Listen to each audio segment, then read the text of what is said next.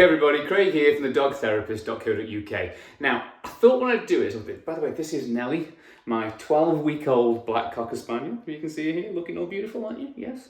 And I thought what I'd do, I'd start by a little video to explain all about how you can train puppies and how you can train dogs and some of the trials and tribulations that we all go through.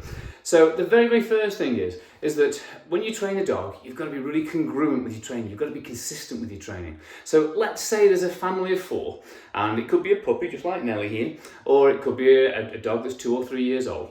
And let's say a family of 4, and one of the person in the family of 4 is training the dog in the right way and showing them the behavioural patterns that you'd like them to behave in and the way that you'd like to act and behave, and correcting the dog.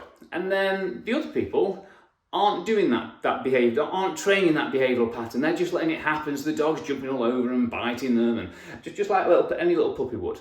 So the dog then gets confused and he doesn't know what's a good way to behave or what's a bad way to behave. So it's really important that everybody is congruent on what they do.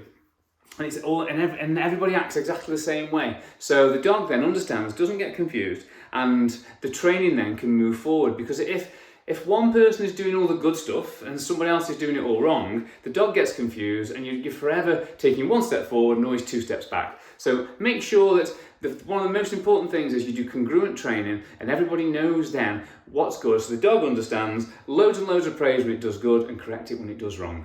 If you need some help, guys, with your dog or your little puppy, whatever you've got, then just pop over to thedogtherapist.co.uk. There's loads of different ways that we can help. There's one-to-one training, there's also online coaching and mentoring we do where you send us your videos via WhatsApp and we train you that way. So have a little look and see all the different ways that we can help you, and we'll see you all soon. You gonna say goodbye, Nelly? Yeah, goodbye.